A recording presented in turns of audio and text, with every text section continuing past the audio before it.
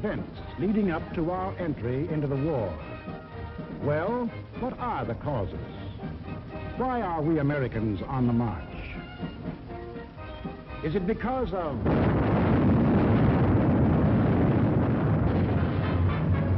Pearl Harbor? Is that why we are fighting? Or is it because of Britain?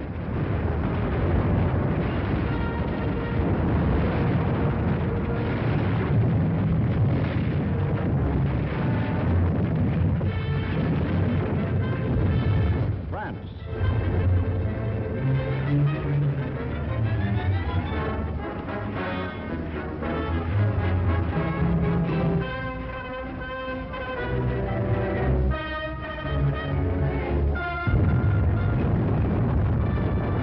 China?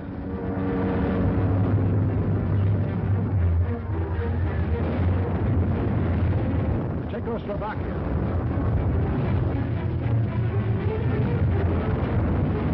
Norway?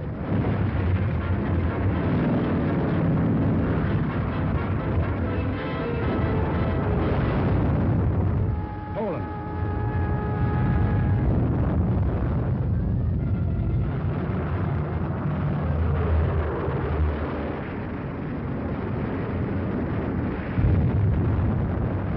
Holland?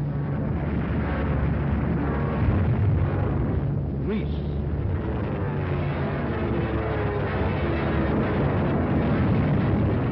Belgium? Albania? Yugoslavia? Or Russia?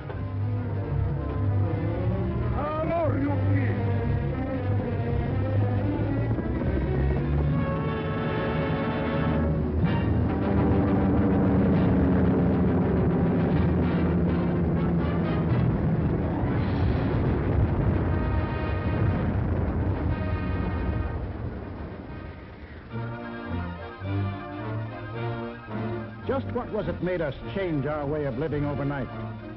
What turned our resources, our machines, our whole nation into one vast arsenal, producing more and more weapons of war instead of the old materials of peace?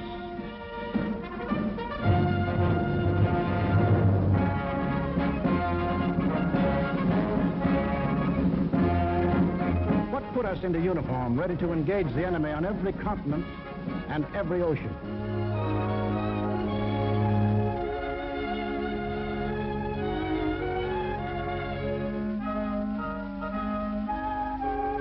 What are these two worlds of which Mr. Wallace spoke?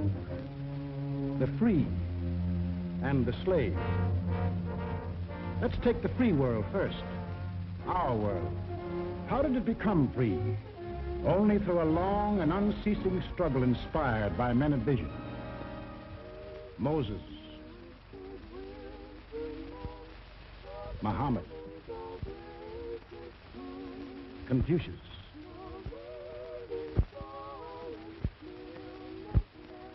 Christ. All believe that in the sight of God, all men were created equal. And from that there developed a spirit among men and nations, which is best expressed in our own Declaration of Freedom. We hold these truths to be self-evident, that all men are created equal. It is the cornerstone upon which our nation was built, and the ideal of all the great liberators. Washington, Jefferson, Garibaldi, Lafayette, Kosciuszko, Bolivar, Lincoln. Lighthouses, lighting up a dark and foggy world. That government of the people, by the people, for the people, shall not perish from the earth. Fighting, living, dying. For what? For freedom. That for which men have fought since time began. To be free.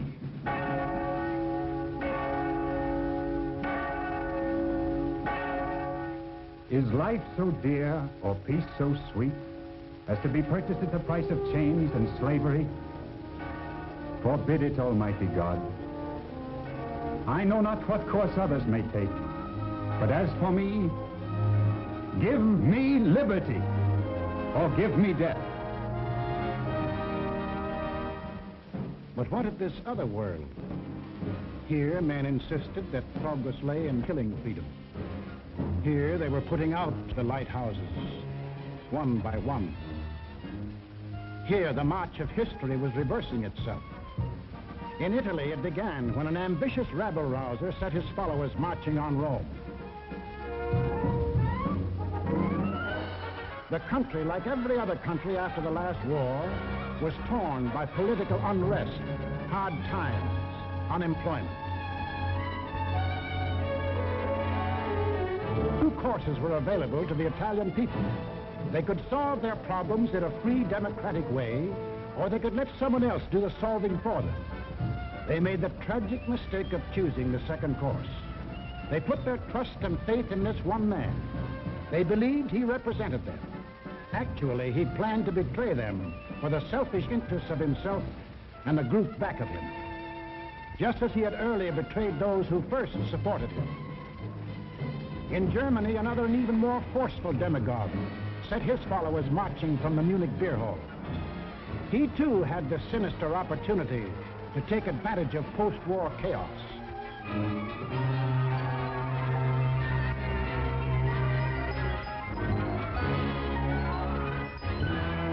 But he also had certain distinctive German characteristics to play on. To start with, the Germans have an inborn national love of regimentation and harsh discipline. He could give them that.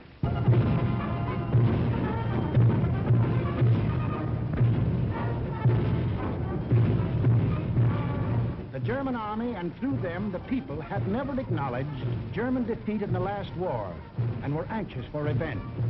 That too he promised them. The wealthy and powerful industrialists were fearful of losing any of their wealth and power and were ready to back anyone who would retain it for them. He promised to take care of them too. This man cunningly played all these ends against the middle and ruthlessly set out to murder the newborn German Republic. As the will of the emperor, and to the Japanese people, the emperor is God. Taking advantage of their fanatical worship of the god emperor, it was no great trick to take away what little freedom they had ever known. Yes, in these lands, the people surrendered their liberties and threw away their human dignity.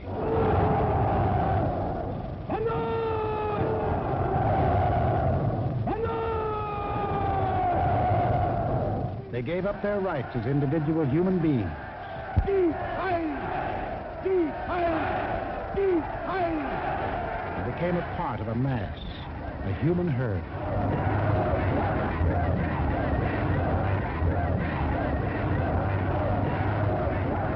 Although these countries were far apart and different in custom and in language, the same poison made them much alike. Each got a new uniform. In Italy, the new bosses wore black shirts. In Germany, the shirts were brown. In Japan, they hid behind the uniform of the army. But really, they belonged to a sinister secret society. Their symbol was a black dragon. The other fellows had to have a symbol too. Germany, a swastika. In Italy, the old Roman symbol of the Fasces. In Germany, they called the new order National Socialism, or Nazism. In Italy, they had a shorter word, fascism. In Japan, they had lots of names for it. The new era of enlightenment, the new order in Asia, the eco-prosperity sphere. But no matter how you slice it, it was just plain old-fashioned militaristic imperialism. The Japs would get the prosperity, and the others would get the coal. They say trouble always comes in threes. Take a good close look at this trio. Remember these faces. Remember them well. If you ever meet them, don't hesitate. Der eine wahrhaftige Weltmann-Showspotter sein. Und zweitens, Sie wollten, Herr... Stop thinking and follow me, cried Hitler. I will make you masters of the world. And the people answered, Heil! Heil! Stop thinking and believe in me, bellowed Mussolini, and I will restore the glory that was Rome. And the people answered, Duce, Duce. Stop thinking and follow your God Emperor, cried the Japanese warlords, and Japan will rule the world. And the people answered, Banzai, Banzai. Each system was alike in that the constitutional law-making bodies gave up their power. The Reichstag in Berlin, the House of Deputies in Rome, the Diet in Tokyo. And these elected representatives became collections of stooges, rubber stamp organizations.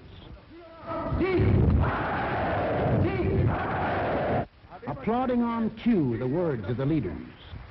Each system did away with free speech and free assembly. Each system did away with a free press and substituted a press controlled by the party. Through their ministries of propaganda, each took complete control of the theater, the movies, the radio.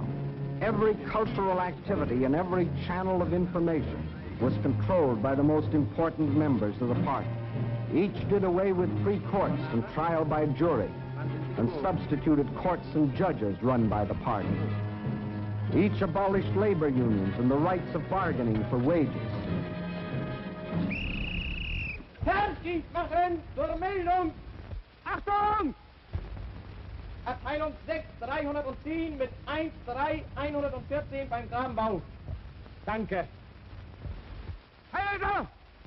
Heiler! Lassen Sie weiterarbeiten. Weiterarbeiten! And under the pretext of patriotism established a system of forced labor. Each enforced its decrees by an army of secret police who held the power of life and death over every individual. And for the few who still believed in freedom and said so, there was a ready answer.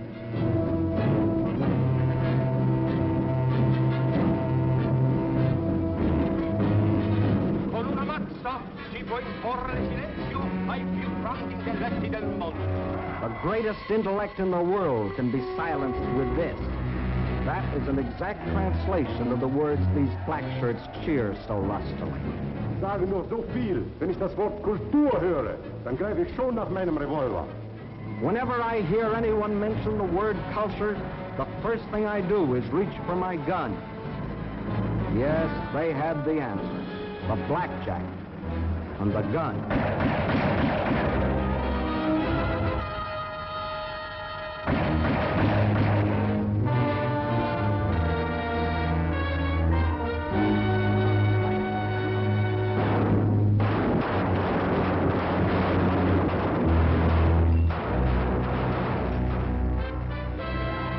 In Italy, they did it different.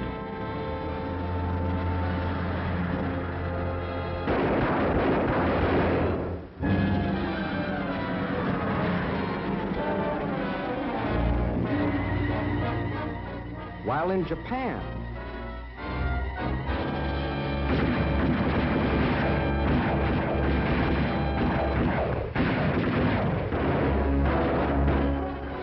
to their names can be added those of hundreds and thousands of others who stood in the way of the new order.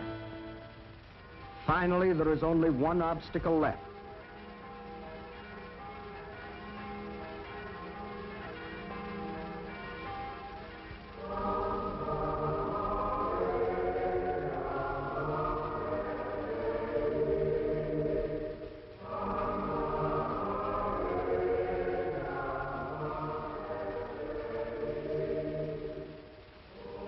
The word of God and the word of Führers cannot be reconciled. Then God must go.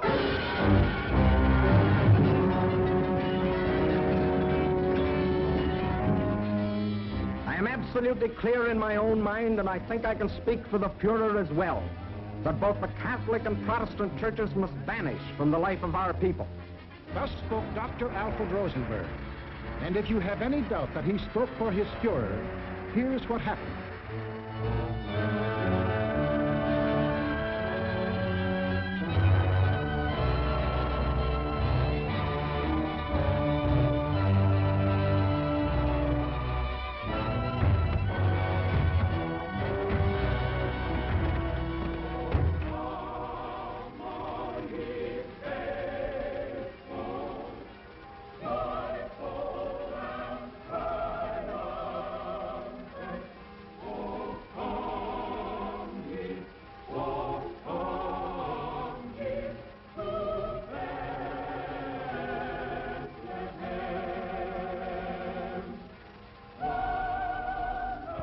thousands of other men of God, Protestant, Catholic, Jewish, were persecuted, arrested, confined in concentration camps. Our Führer is the intermediary between his people and the throne of God. Everything the Führer utters is religion in the highest sense. It is only on one or two exceptional points that Christ and Hitler stand comparison, for Hitler is far too big a man to be compared with one so petty.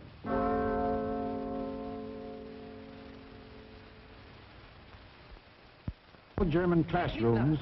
Adolf Hitler ist unser Retter, unser Held, der edelste Führer auf der ganzen Welt. Für Hitler leben wir und wir sterben gerne wir. Für den Führer bis zum Tod, denn er ist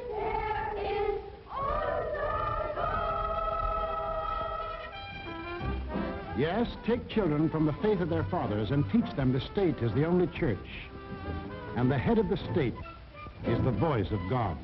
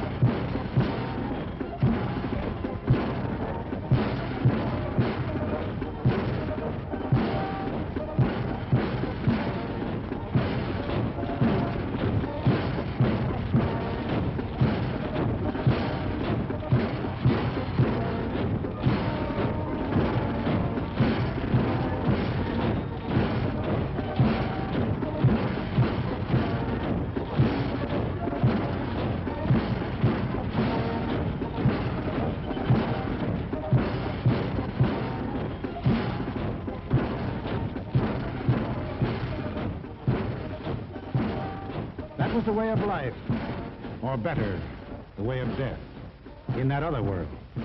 Now, what of our world, the democratic world? What did we want? What did we do about it? First of all, we wanted peace and security. And to prove our sincerity, in 1921, we initiated the Washington Disarmament Conference. This resulted in two vitally important treaties. One, to reduce the size of the British, Japanese, French, Italian, and American fleets. And the other, the Nine-Power Treaty, which guaranteed the integrity of China. And incidentally, one of the powers signing this was Japan. Later on, in 1929, we signed the Kellogg-Briand Pact, which was supposed to abolish war as a means of settling international disputes. This pact was signed by 47 nations, including Germany and Japan. President, I have the honor of handing you the London Naval Treaty. Faithful to our treaty obligations,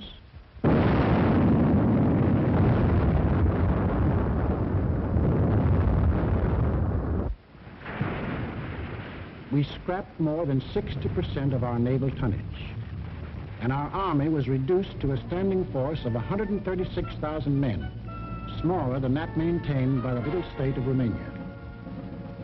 We let our hopes for peace become so strong that they grew into the determination not to fight unless directly attacked. We let ourselves be influenced by those who said that we could find security through isolation. The confusion in our way of thinking is apparent in the slice of public opinion as it appeared in Pathé News in 1939.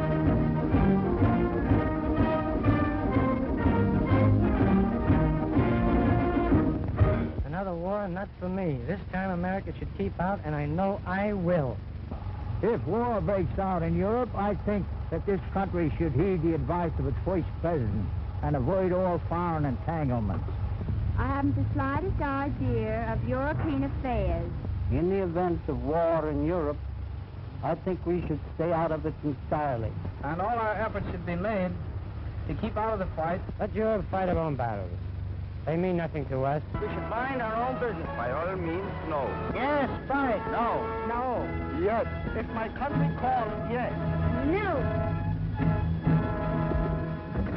We simply did not want to understand that our individual and national problems were, and always will be, dependent upon the problems of the whole world.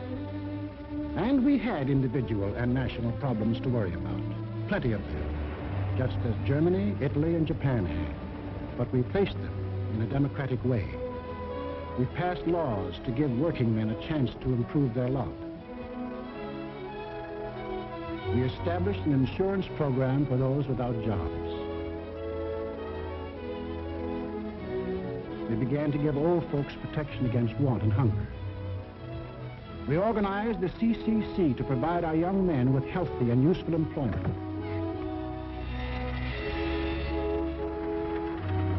A federal works program came into being and changed the face of our nation with new roads, bridges, schools.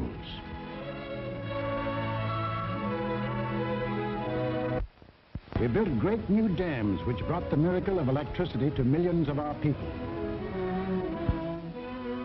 These were some of our accomplishments, but there were others not so creditable. We turned our backs on the League of Nations. We passed the Tariff Act to set a higher wall of isolation around us. We encouraged lawlessness with the farce of prohibition. But in spite of these mistakes, we never had a thought of losing our free institutions.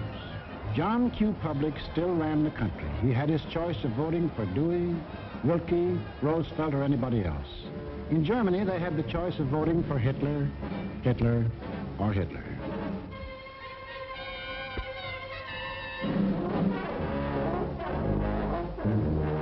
Over here, John Q. still read what he pleased. And although he heard of books being burned in other countries, he would have laughed if anyone had told him his books would ever be burned.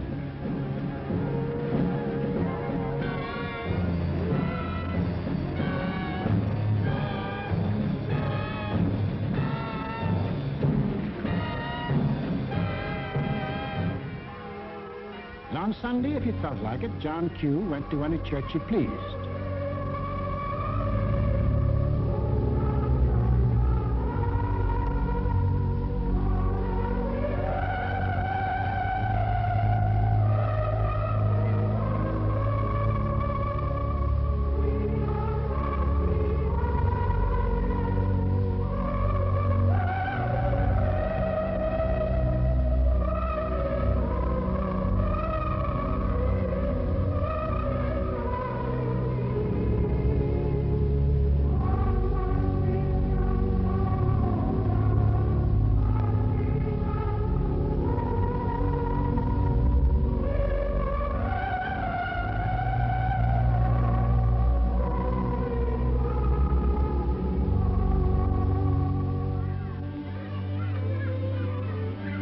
most of all, he got a kick out of seeing his kids grow up.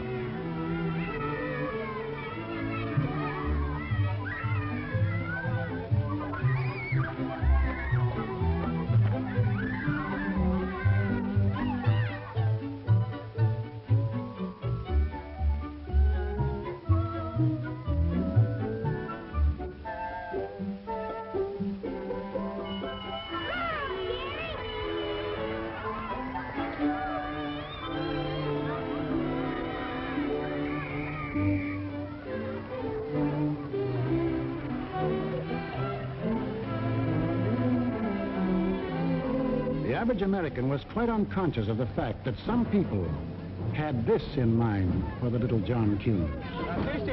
Viel mehr, Junge. Wollt ihr auch so da?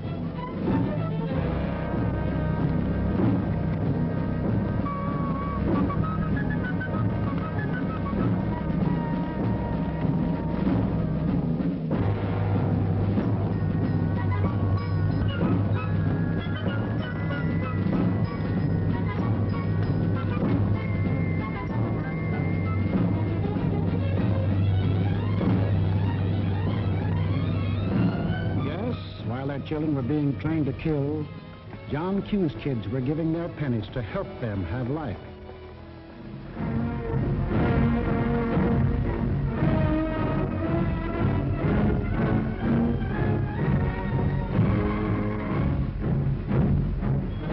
And when we saw these men in the newsreels, quite often we laughed. To us, they looked like characters in a musical comedy.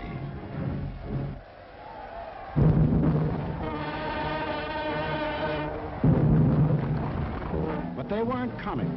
They weren't funny. They were deadly serious. They were out for world conquest.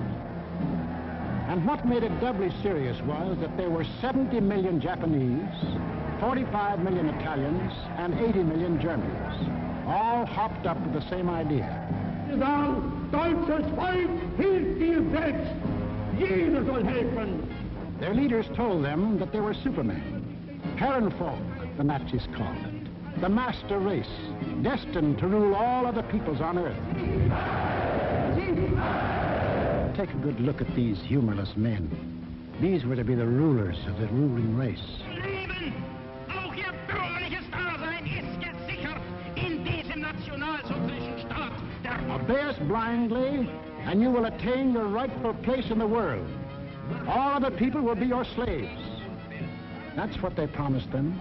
That Americans, Chinese, Russian, South Americans, all free peoples would work for them and make them rich. And how they ate it up.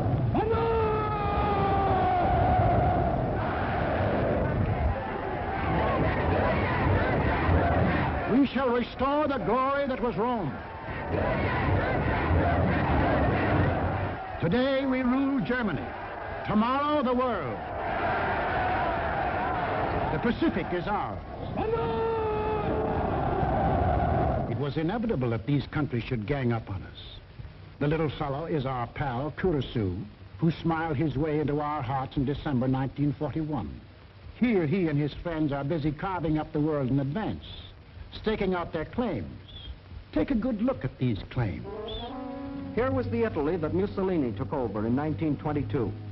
And almost his first act was to tell the Italians they were the rightful owners of Corsica, Nice, Savoia, Albania, Tunisia, Ethiopia, and a land corridor linking it with Libya. Later on, he had an even bigger dream. The old Roman Empire as it existed nearly 2,000 years ago, to dominate all the lands adjoining the Mediterranean. Mare Nostrum, our sea, they called it, just as the ancient Romans did. As for the Japanese, they had some ambitions too. By 1920, they had grabbed off Formosa, Korea, and the southern half of the island of Sakhalin. Then Baron Gishi Tanaka, the prime minister, carefully set down Japanese aims in a document called the Tanaka Memorial. It was presented to the Emperor July 25th, 1927.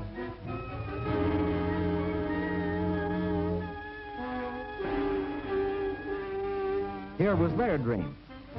Manchuria for raw materials, China for manpower, Then a triumphant march through Indochina, Siam, Burma, India, the East Indies, and on through Australia and New Zealand. And in the north, all they claimed was that part of Russia east of Lake Baikal. That was to be the new order in Asia. Then the Japs would move eastward to crush the United States and really start their co-prosperity sphere.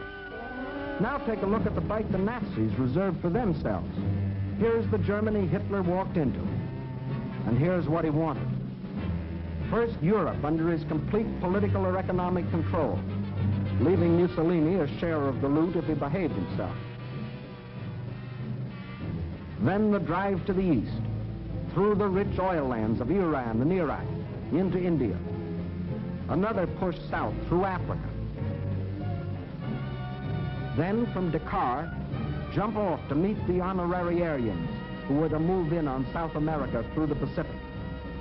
At the same time, start across from the Scandinavian countries to hook up with his buck-toothed pals coming over from Siberia to join in the conquest of the United States.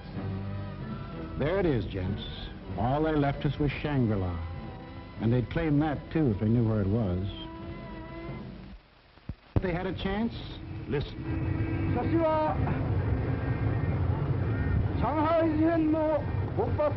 When war comes between Japan and the United States, I shall not be content merely to occupy Guam, the Philippines, Hawaii, and San Francisco. I look forward to dictating the peace to the United States in the White House at Washington. Yamamoto wrote those words on January of 1941. Yes, the conquering Jap army down Pennsylvania Avenue. That was the final goal. You will see what they did to the men and women of Nanking, Hong Kong, and Manila. Imagine the field day they'd enjoy if they'd marched through the streets of Washington. But before striking, a preliminary step was necessary. From Berlin, from Rome, from Tokyo, the campaign started. Propaganda to confuse, divide, soften up their intended victim. Put them on the defensive. Scream you're abused. Shout you're oppressed. The world's wrong, you're right. If you shriek it loud enough and often enough, they'll believe you. Above all, use their free press and their free speech to destroy them. Lebensraum, ja, Lebensraum, meine Volksgenossen. Lebensraum, they demanded. Living room. Our lands are overcrowded. But at the same time, they gave prizes to mothers who bore the most sons.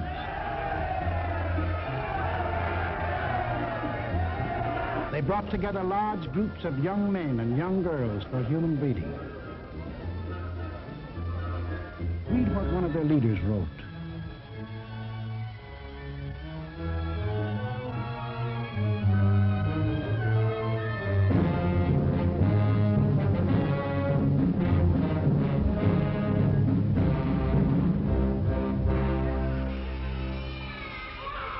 Of course, the children from this assembly line belong to the state to be scientifically trained for conquest.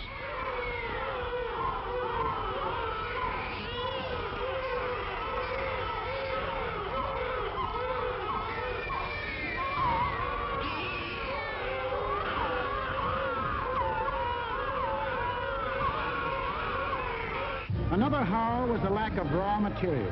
They claimed they were the have-nots and we were the haves. But out of this supposed lack, they built up the greatest war machines the world has ever known. These are the published figures from the German military budget. Actually, between 1933 and 1939, Hitler's program of rearmament cost more than $80 billion. The Nazis alone assembled a striking force of 30 panzer divisions, 70 motorized divisions, 140 infantry divisions, plus the Luftwaffe, the world's largest air force. And they had no raw materials. Think of the bread, the automobiles, the good things of life that the German, Italian, Japanese leaders might have given their people if they had spent this money for peace instead of war. You know what billions we are now spending to match their military force? No. No, these arguments were all smoke screens. When war came, the democracies proved to be the have-nots, and our enemies the haves. And when war came, where did it come?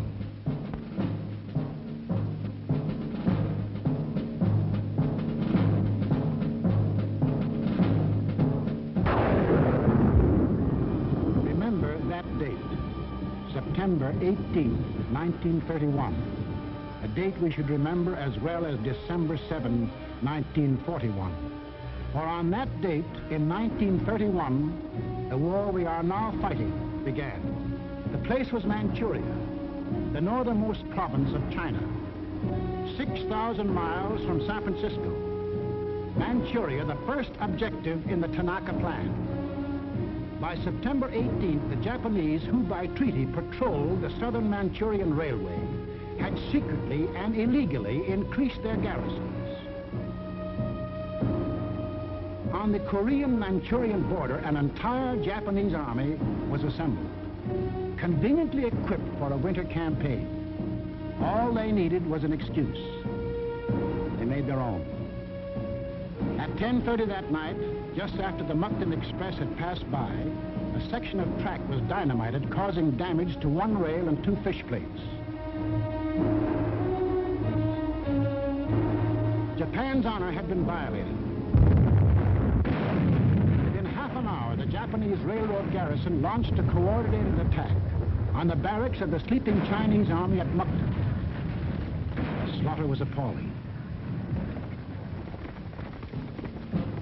By midnight, the conveniently placed Japanese army poured across the Korean border, and the first open act of aggression, the invasion of Manchuria, was on. In 4 days, they had occupied the whole of southern Manchuria, and shortly after, the whole country.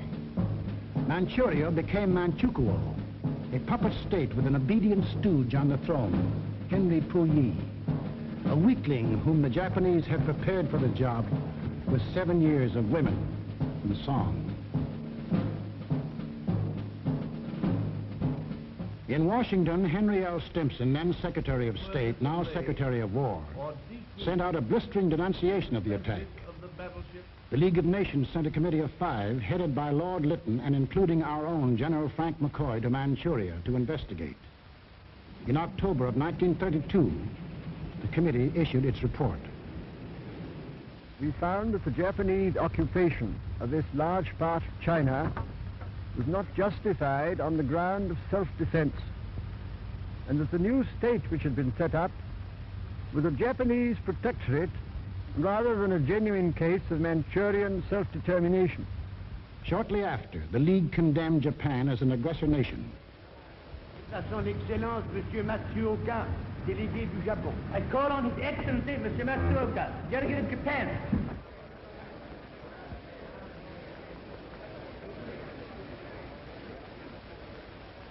It is a matter of common knowledge that Japan's policy is fundamentally inspired by a genuine desire to guarantee peace in the Far East and to contribute to the maintenance of peace throughout the world.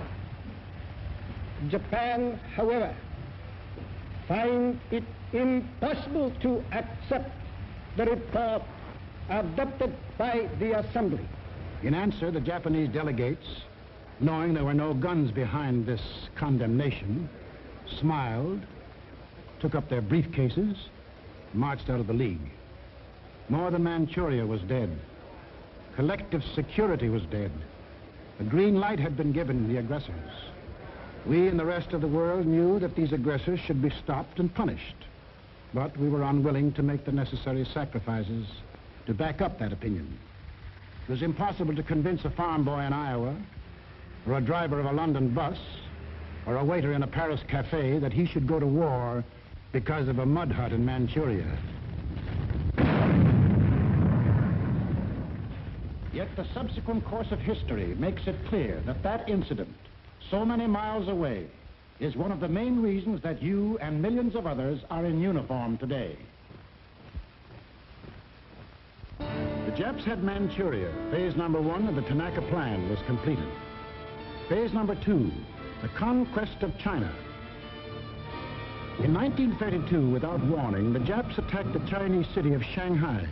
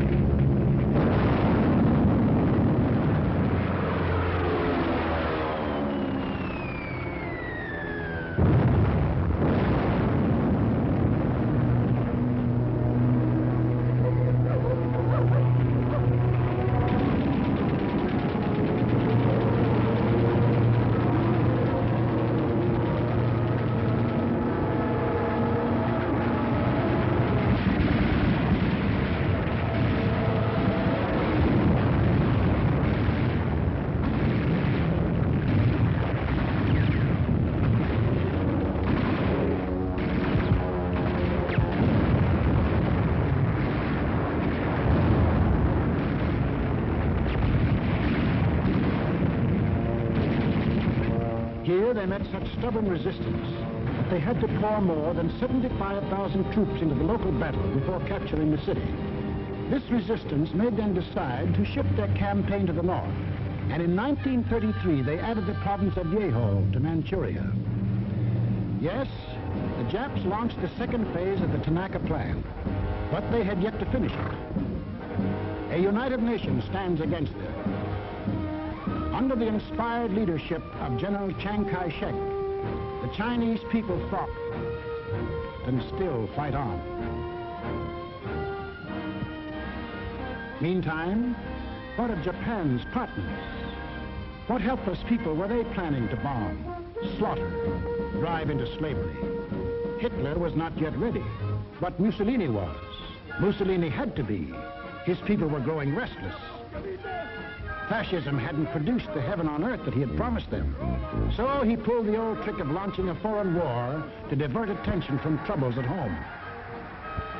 So Mussolini beat his chest like Tarzan and looked around for a worthy foe. He found one, Ethiopia.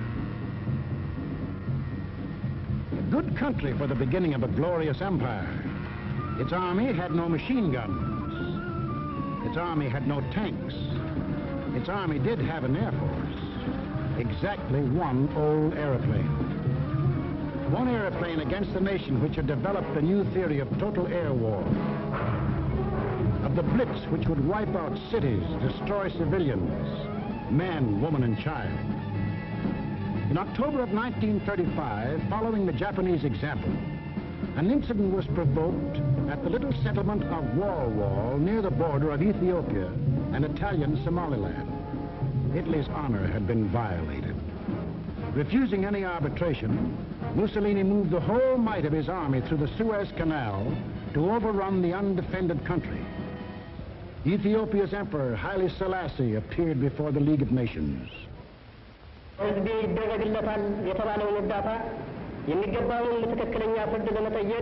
I must still fight on until my tardy allies appear, and if they never come, I say to you without bitterness, the West will perish.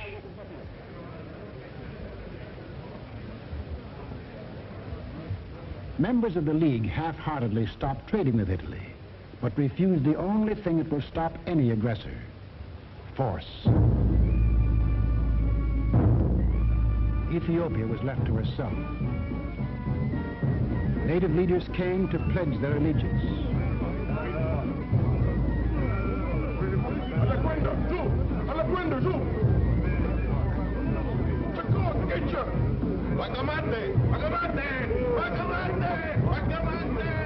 The people of Ethiopia, with their spears and bare hands, faced the guns and the tanks of the invaders, fighting desperately and gallantly to save their country from conquest.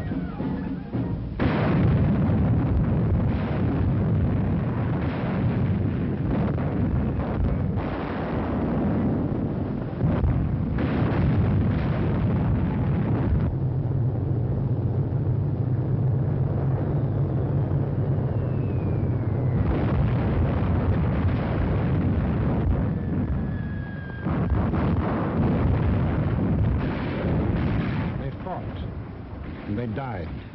But in the end, there could be but one result. Might triumphed.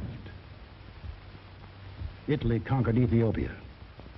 Many of our elected leaders warned us of danger. Without a declaration of war and without warning or justification of any kind, civilians, including vast numbers of women and children, are being ruthlessly murdered with bombs from the air. But we were still hypnotized by the fact that two broad oceans stood between us and the rest of the world.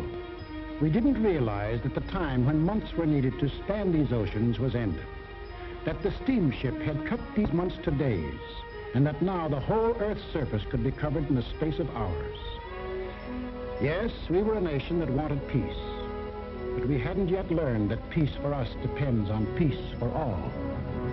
Nobody would run the risk of war because of some mud huts and barren plains in Ethiopia, any more than we would run the risk for some similar huts and plains in Manchuria. Correctly interpreting our attitude, the aggressors were all the surer that they could get what they wanted. Japan had started on her march of conquest. Italy had begun her new empire. And now the third gangster. What about him? We'll take him up in our next film and show how he joined his partners and put in his bid. For this is what we are fighting. Freedom's oldest enemy. The passion of the few to rule the many. This isn't just a war. This is the free people's life and death struggle against those who would put them back into slavery. The free peoples of America and Britain, of Russia and China, of Canada, Australia, and all the 30 United Nations that have sworn that man shall still remain free. That is the cause in which we fight. We lose it, and we lose everything. Our homes, the jobs we want to go back to, the books we read, the very food we eat, the hopes we have for our kids, the kids themselves. They won't be ours anymore. That's what's at stake. It's us or them. The chips are down. Two worlds stand against each other. One must die, one must live. 170 years of freedom decrees our answer.